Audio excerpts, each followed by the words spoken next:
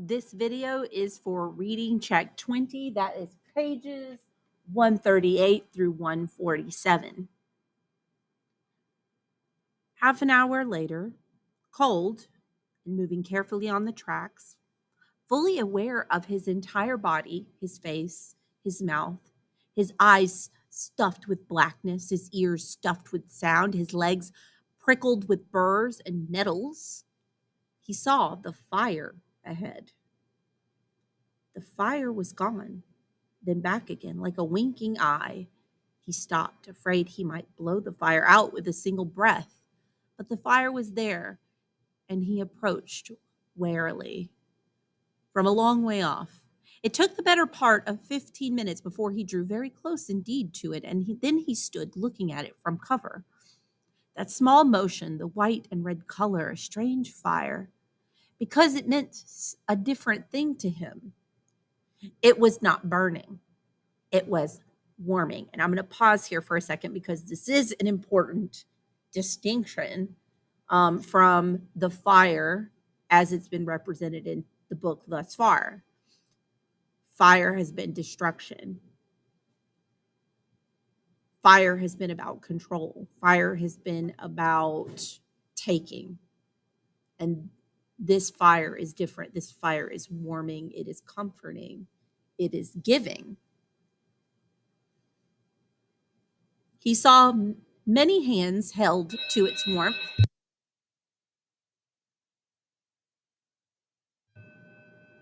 Hands without arms, hidden in darkness. Above the hands, motionless faces that were only moved and tossed and flickered with flame light. It's really good imagery there. The faces are still, but they look like they're moving because of the motion of the light of the flame. He hadn't known fire could look this way. He had never thought in his life that it could give as well as take. See what I mean? Even its smell was different. How long he stood, he did not know, but there was a foolish and yet delicious sense of knowing himself as an animal come from the forest, drawn by the fire. He was a thing of brush and liquid eye, of fur and muzzle and hoof. He was a thing of horn and blood.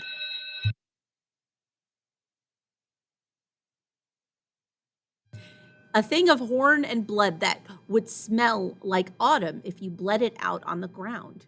He stood a long, long time listening to the warm crackle of the flames.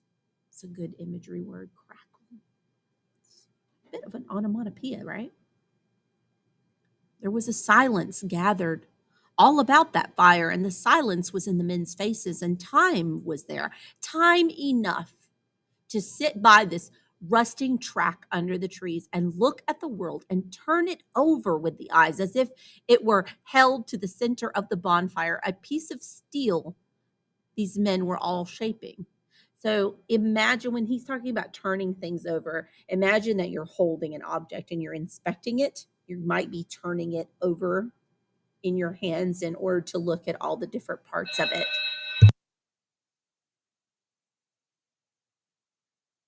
I think that's what he's suggesting. That's what he's suggesting to come to mind when he describes it this way. It was not only the fire that was different, it was the silence. Montag moved toward this special silence that was concerned with all of the world. And then the voices began, and they were talking, and he could hear nothing of what the voices said, but the sound rose and fell quietly, and the voices were turning the world over and looking at it. The voices knew the land and the trees and the city which lay down the track by the river. The voices talked of everything. There was nothing they could not talk about, he knew, from the very cadence and motion and continual stir of curiosity and wonder in them. And then one of the men looked up and saw him for the first or perhaps the seventh time, and a voice called to Montag, "All right, you can come out now." Montag stepped back in the shadows. "It's all right," the voice said. "You're welcome here." Montag walked slowly toward the fire and the five old men sitting there dressed in dark blue denim pants and jackets and dark blue shirts. He did not know what to say to them. "Sit down," said the man who seemed to be the leader of the small group. "Have some coffee?"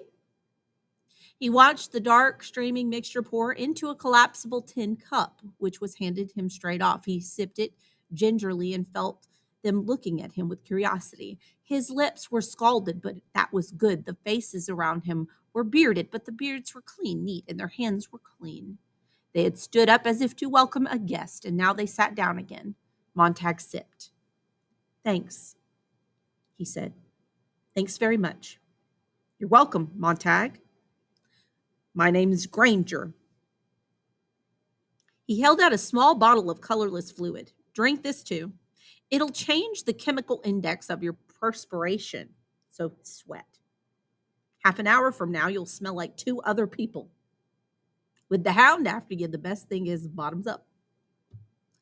Montag drank the bitter fluid. "You'll stink like a bobcat, but that's all right," said Granger. "You know my name," said Montag. Granger nodded to a portable battery TV set by the fire. "We've watched the chase. Figured you'd wind up south along the river. When we heard you plunging around out in the forest like a drunken elf, we didn't hide as we usually do. We figured you were in the river when the helicopter cameras swung back in over the city. Something funny there. The chase is still running. The other way, though." "The other way?"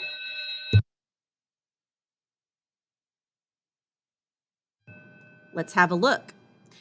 Granger snapped the portable viewer on. The picture was a nightmare, condensed, easily passed from hand to hand in the forest, all whirling color and flight. A voice cried, "The chase continues north in the city. Police helicopters are converging on Avenue 87 in Elm Grove Park."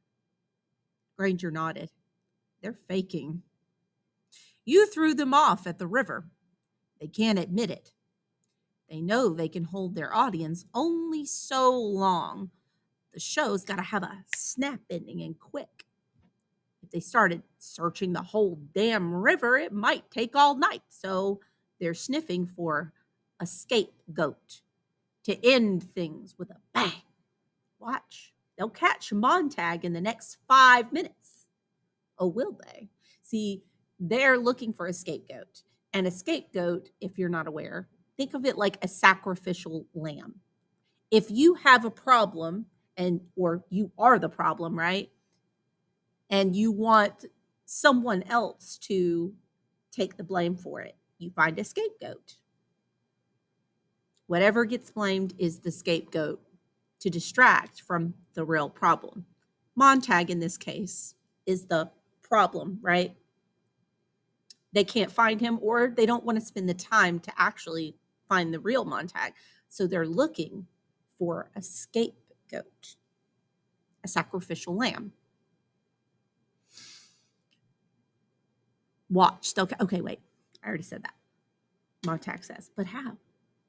Watch.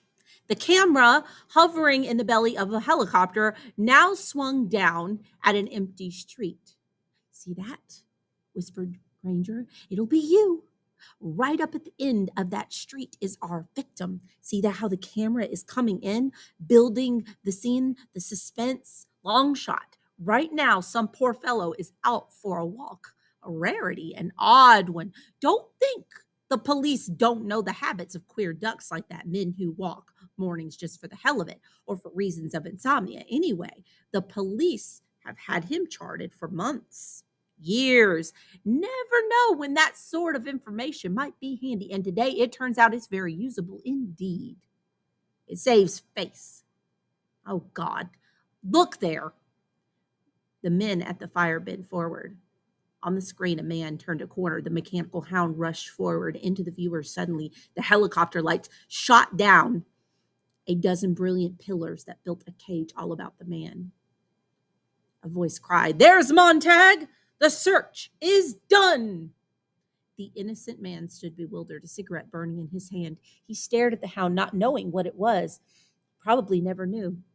He glanced up at the sky and the wailing sirens. The camera rushed down. The hound leapt up into the air in with a rhythm and a sense of timing that was incredibly beautiful. Its needle shot out. It was suspended for a moment in their gaze, as if to give the vast audience time to appreciate everything: the raw look of the victim's face, the empty street, the steel animal, a bullet nosing the target.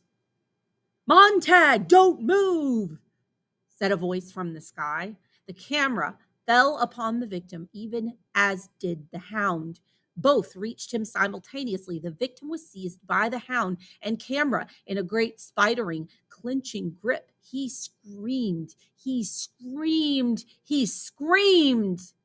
Blackout, silence, darkness.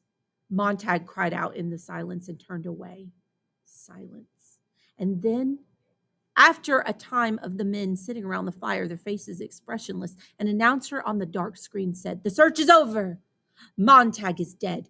Crime, a crime against society, has been avenged." Darkness. We now take you to the Sky Room at the Hotel Lux for a half hour of Just Before Dawn, a program of click. Granger turned it off. They didn't show the man's face in focus, did you notice? Even your best friends couldn't tell if it was you. They scrambled it just enough to let the imagination take over. Hell, he whispered, hell. Montag said nothing, but now, looking back, sat with his eyes fixed to the black screen, trembling. Granger touched Montag's arm. "Welcome back from the dead." Montag nodded. Granger went on, "You might as well know all of us now. This is Fred Clement, former occupant of the Thomas Hardy Chair at Cambridge in the years before it became an atomic engineering school. This other here is Dr. Simmons from the UCLA, a specialist in Ortega y Gasset. Professor West here did quite a bit for ethics, an ancient study now for Columbia University quite some years ago. Reverend Padover here gave a few lectures 30 years ago and lost his flock between one Sunday and the next for his views. He's been bumming it with us for some time now. Myself, I wrote a book called The Fingers in the Glove: The Proper Relationship Between the Individual and Society. And here I am. Welcome, Montag. "I don't belong with you," said Montag at last slowly. "I've been an idiot all the way." "We're used to that. We all made the right kind of mistakes, or we wouldn't be here. When we were separate individuals, all we had was rage. I struck a fireman when he came to burn my library years ago. I've been running ever since. You want to join us, Montag?" "Yes." "What do you have to offer?" "Nothing. I thought I had part of a book of Ecclesiastes and maybe a little Revelation, but I haven't even got that now. The book of Ecclesiastes would be fine. Where was it?" "Here." Montag touched his head. "Ah." Granger smiled and nodded. "What's wrong? Isn't that all right?" said Montag. "Better than all right. Perfect."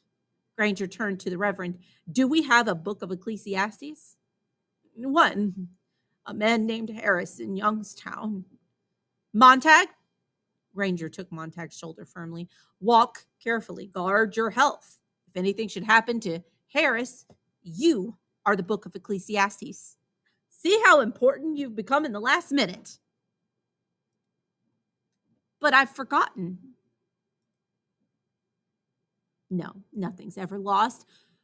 We have ways to shake down your clinkers for you. But I've tried to remember." "Don't try. It'll come when we need it. All of us have photographic memories, but spend a lifetime learning how to block off the things that are really in there. Simmons here has worked on it for 20 years, and now we've got the method down to where we can recall anything that's been read once. Would you like someday, Montag, to read Plato's Republic?" "Of course. I am Plato's Republic. Like to read Marcus Aurelius? Mr. Simmons is Marcus." "How do you do?" said Mr. Simmons. "Hello," said Montag.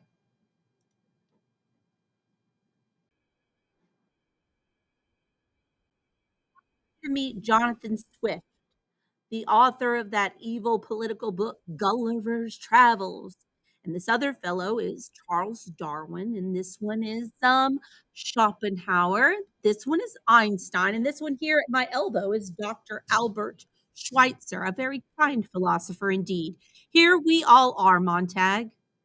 Aristophanes and Mahatma Gandhi and Gautama, I think I said that right, Buddha and Confucius and Thomas Love Peacock and Thomas Jefferson and Mr. Lincoln, if you please.